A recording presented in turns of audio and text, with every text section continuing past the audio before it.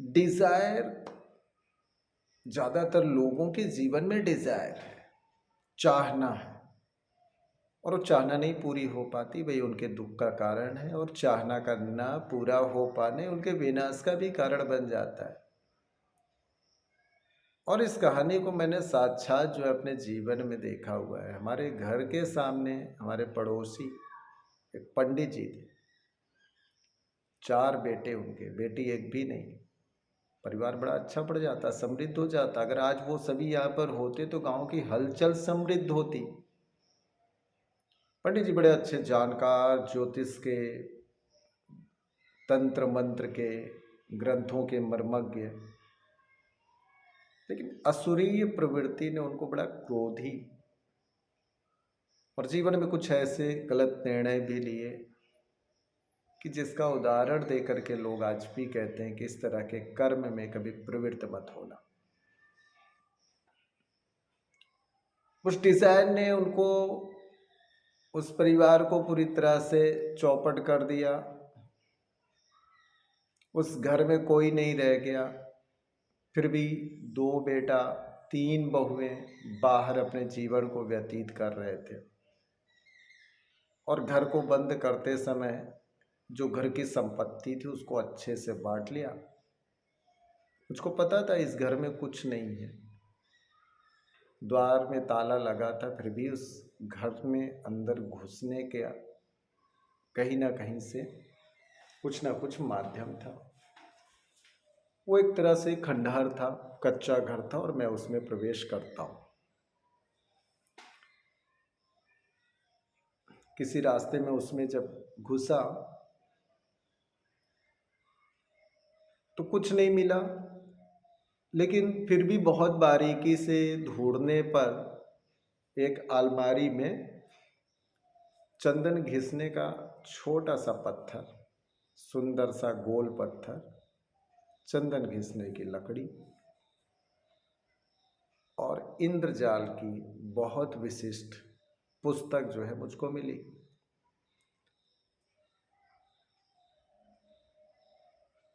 जिस परिवार में संपत्ति के अलावा इन चीज़ों का कोई महत्व तो नहीं रह गया, और जिन्होंने इतनी महत्वपूर्ण वस्तु को वहाँ पर छोड़ दिया, तो उसको सम्मान देना मेरा कर्तव्य था।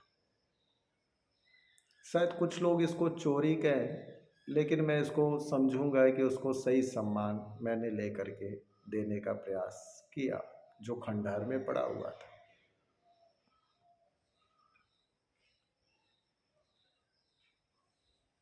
चंदन को घिस करके चंदन लगाना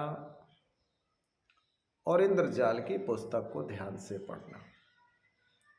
अब इंद्रजाल की पुस्तक को जब ध्यान से पढ़ा तो वो एक बात सामने आई कि इसके प्रयोग के लिए गुरु आवश्यक है और साधना आवश्यक है, सिद्धि आवश्यक है। अब लगभग 12-13 साल की उम्र में अंदर ये विचार आ जाना है कि इसकी साधना मुझको करनी है।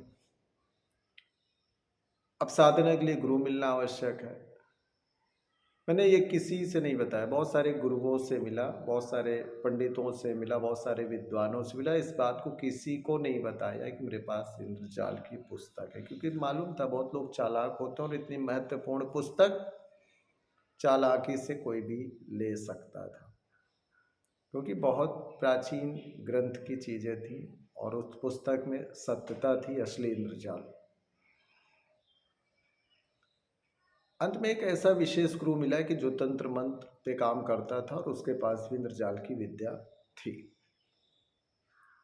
और खास बात ये थी कि वो भूत भविष्य वर्तमान की जानकारी भी दे देता था। प्रेडिक्शन उसका बहुत ही अच्छा था। उसने मेरी बात सुना। मैंने कहा कि मुझको इंद्रजाल के प्रयोग के लिए गुरु बनाना है और इससे संबंधित सिद्धि की जो भी साधना आप बताएंगे मैं करने के लिए तैयार हूँ। उस गुरु ने मेरे ललाट को देखा, मेरे हाथ को देखा उस तांत्रिक गुरु ने कहा है कि देखो बेटे, मैं एक बात तुमको बहुत ही सत्य बताऊंगा, तुमसे झूठ नहीं बोलूंगा, कि तुमने इंद्रजाल की सिद्धि पूर्व जन्म में कर ली। अब तुमको इसकी सिद्धि की आवश्यकता नहीं। पूर्व जन्म में तुमने और भी कुछ सिद्धियां की है, वो तुमको समय के साथ मालूम पड़ जाएंगी जब उन विषयों के ऊपर आप कोई प्रयोग करोगे। तो इसलिए अभी सिद्धि की आवश्यकता नहीं है, क्योंकि ये तंत्र मंत्र शरीर की क्रिया इसमें माध्यम होती हैं, लेकिन ये सब मन और आत्मा से जुड़ी चीज़ें हैं। और ख़ास करके जो आत्मा शक्ति है, उसके लिए शरीर एक वस्त्र के रूप में है, और आत्मा से जुड़ करके आपने जो सिद्धि कर ली है, उस सिद्धि को दोबारा करने की आवश्यकता नहीं है। आप प्रयोग शुरू करिए। अब उनकी बात सुन करके मुझको लगा कि चलो भाई, प्रयोग शुरू करना चाहिए। बहुत सारी बातें पुस्तकें में थी, सबका प्रयोग तो नहीं कर सकता था, लेकिन कोशिश यही रही कि ज़्यादा से ज़्यादा जो इसमें विद्याएं हैं, इसका प्रयोग है, इसका प्रयोग मुझको करना चाहिए। सिर्फ उसमें तंत्र मंत्र के प्रयोग नहीं होते, उसमें औषधियों के भी बहुत ही अच्छे प्रयोग होते हैं, कि जिसमें तंत्र शक्ति मंत्र शक्ति की तरह जो काम करते हैं, या जो दिव्य ऊर्जाओं को देते हैं, दिव्य शक्तियों को देते हैं, जैसे। लेकिन उसके प्रयोग में जो उसका नियम है, उसका समय काल है, उस समय काल को पूरा करना पड़ता है। देखिए, इंद्रजाल की पूरी पुस्तक के आधार पर प्रयोग करने से पहले सिद्धि का क्रम है, उससे संबंधित जो क्रिया है, उसका क्रम पूरा करना पड़ता है, फिर आप प्रयोग कभी भी करिए। वो क्रम मैंने उनके कहे अनुसार पहले कर चुका था। अब मुझको प्रयोग के कर्म में अनवरत होना था।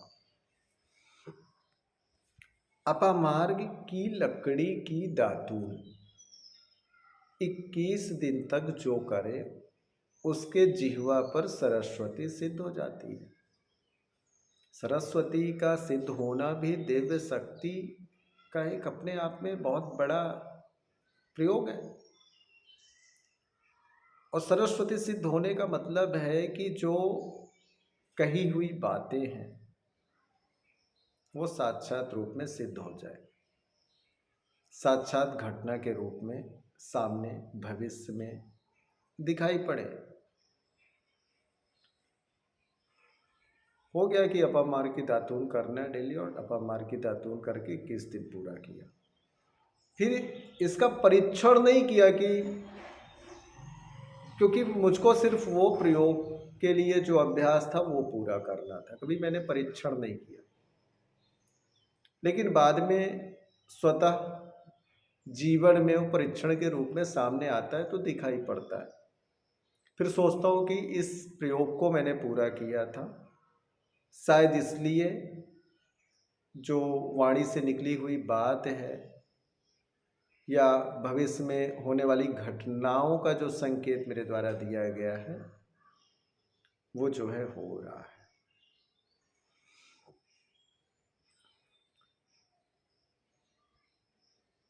उसके बाद सारे प्रयोग इस तरह से होते नहीं।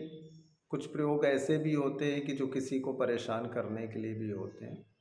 किसी को परेशान नहीं करना चाहता था, लेकिन एक प्रयोग मुझको लगा, मैंने कहा कि इसकी सत्यता की मुझको सत्यता का परीक्षण करना पड़ेगा। एक प्रयोग था, एक विशेष तंत्र को अनार की लकड़ी से कलम बनाकर विशेष स्याही से कागज पे लिखने पर, उस तंत्र को कागज पे बनाने पर जिसके चारपाई के नीचे रख दिया जाए, तो उसको रात भर भूत प्रेत दिखाई देते हैं। मुझको जरा भी विश्वास नहीं था कि ये बात सत्य होने वाली है।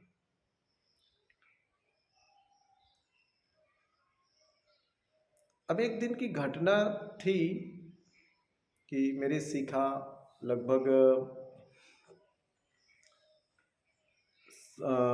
7-8 इंच लंबी रही होगी, और मेरी बहन ने मेरी शिखा को सोते समय चारपाई से रस्सी से बांध दिया। और जब मैं सो करके उठा तो मेरी शिखा बड़ी तेजी से खींची, दर्द हुआ। बहुत आनंद आया बहन को। मैंने कुछ नहीं किया और ये भी नहीं सोचा है कि इसका बदला लूंगा। भाई बहनों में ये चलता है मजाक। लेकिन फिर जब ये प्रयोग की धारणा, प्रयोग के बारे में इंद्रजाल को पढ़ते पढ़ते ये प्रयोग सामने आया और प्रयोग के लिए मुझको किसी को तो माध्यम बनाना था। और जब माध्यम को मैं अपने विचारों से खोजने लगा तो एक चीज समझ में आई कि बहन जी को ही पकड़ना चाहिए। और मैंने उनकी चारपाई के नीचे उस तंत्र को बना करके विधि विधान के साथ में रख दिया। अब सुबह सो करके उठा तो वो एक बहुत बड़ी घटना का जिक्र कर रही थी कि उनका प्राण जाने से बच गया। रात में पूरी श्वास बंद हो गई थी। कोई ऐसा लगा कि उनके छाती पे बैठ करके उनके गले को दबा रहा है। श्वास पूरी रुक चुकी थी, लेकिन गायत्री मंत्र करने से उस चीज़ से वो अलग हो सकी, बच सकी। और उसके बाद पूरी रात नींद नहीं आई। 3 बजे के आसपास की घटना थी और सुबह होने तक नींद नहीं आई। कोई मेरे अंदर कोई चीज़ छुपाने जैसा कभी जीवन में रहा नहीं आपस में। और मैंने उसको व्यक्त किया कि मैंने एक प्रयोग किया था, शायद ये इस प्रयोग के कारण ये हुआ है। हालांकि डाटा तो मैं बहुत गया, लेकिन एक बात पक्की हो गई कि ये प्रयोग सफल होता है। काफ़ी इस तरह के प्रयोग जीवन में मैंने इंद्रजाल का किया। तंत्र मंत्रों के जो ये प्रयोग होते हैं, अगर वास्तव में सही तरीके से आपको गुरु मिल जाए और करने के लिए सही दिशा या सही पुस्तक मिल जाए प्रयोग की, क्योंकि इसके जो प्रयोग की पुस्तकें बाजार में बिक रही हैं इसके नाम से। बाजार में बिकने वाली इंद्रजाल की पुस्तक और इस इंद्रजाल की पुस्तक को जब मैंने मिलाया, मैचिंग किया, तो ये लगा कि ये बाजार में बिकने वाली पुस्तक बिल्कुल बेकार है। मेरे हाथ में असली पुस्तक लग गई थी। तब आपको पता चलता है कि इस ब्रह्मांड में दिव्य शक्तियां तो हैं और उसके प्रयोग के अपने अलग अलग तरीके हैं। और ये धारणा अंदर दृढ़ हो जाती है कि अगर ये दिव्य शक्ति है तो बहुत कुछ ऐसा है कि जो हमारी इन 2 आँखों से नहीं दिखता, 2 कानों से नहीं सुनाई पड़ता, उसको हम यदि सही दिशा मिले उसको महसूस कर सकते हैं, उसको हम जान सकते हैं, उसका प्रयोग कर सकते हैं। उसके प्रयोग से बहुत सारे लोगों के जीवन की समस्याओं को खत्म कर सकते हैं। इंद्रजाल के प्रयोग के बाद में ये बात दृढ़ हो गई कि शक्तियाँ बड़ी विचित्र होती हैं और आगे की यात्रा में इनको समझने के लिए ईश्वर हमें और जीवन प्रदान करें, जिससे इसको समझ भी सकें और इसका प्रयोग अपने जीवन पर्यंत लोगों के बीच में करके उनको समस्याओं से मुक्त होने की दिशा दे सकें। तो मित्रों, आज की दिव्य ऊर्जा की यात्रा यहाँ समाप्त करते हैं। अगले वीडियो में अगली कहानी को व्यक्त करते हुए, तब तक के लिए जय जगत, नमस्कार।